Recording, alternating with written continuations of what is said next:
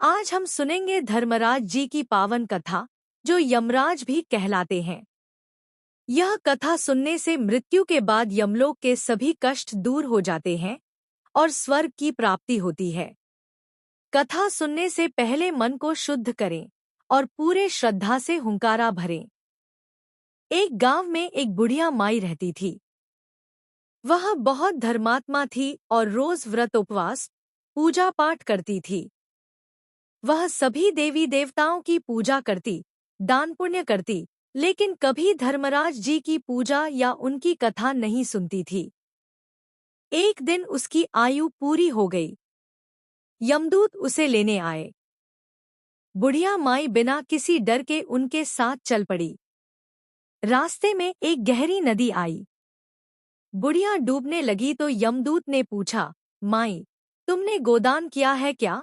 बुढ़िया ने मन में गाय माता का स्मरण किया और एक गाय प्रकट हो गई, जिस पर वह नदी पार कर गई। आगे चलते चलते एक ज्वलंत अग्नि आई। यमदूत ने पूछा, माई, तुमने तुलसी पूजन किया है? बुढ़िया ने तुलसी माता का स्मरण किया और ठंडी हवा चली, अग्नि शांत हो गई। इस तरह कई बाधाएं आईं, कांटों भरा रास्ता, जहरीले सांपों वाला मार्ग आदि। हर बार बुढ़िया ने अपने किए हुए पुण्यों का स्मरण किया और बाधाएं पार हो गईं। अंत में यमलोक पहुंची। वहां धर्मराज जी सिंहासन पर विराजमान थे। यमदूतों ने बुढ़िया का लेखा जोखा प्रस्तुत किया। धर्मराज जी बोले, इस बुढ़िया ने जीवन भर बहुत दान पुण्य किए, व्रत रखे, लेकिन धर्मराज जी की कथा नहीं सुनी, न उनकी पूजा की।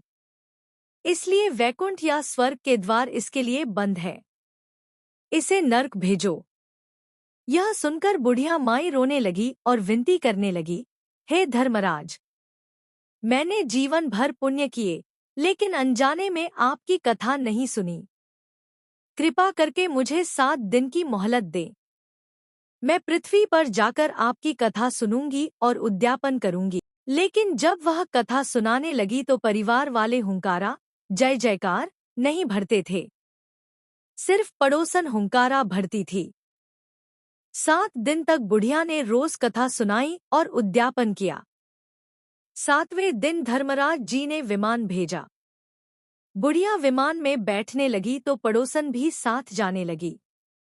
बुढ़िया बोली, केवल वही जा सकता है जिसने पूरी कथा सुनी और हुंकारा भरा हो।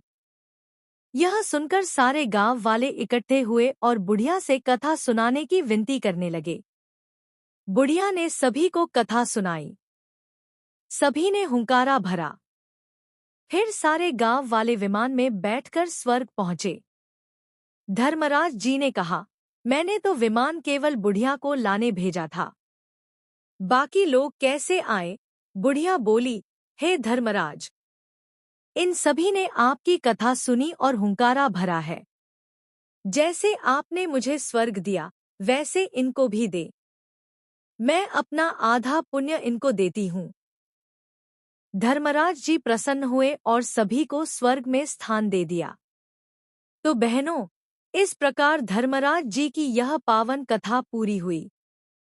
जो व्यक्ति जीवन में एक बार भी धर्मराज जी की कथा सुनता है, हुंकारा भरता है और उद्यापन करता है, उसे स्वर्ग की प्राप्ति होती है और मृत्यु के बाद यमलोक के कष्ट नहीं भोगने पड़ते। यह कथा विशेष रूप से कार्तिक मास, भाई दूज या नरक चतुर्दशी पर सुनी जाती है।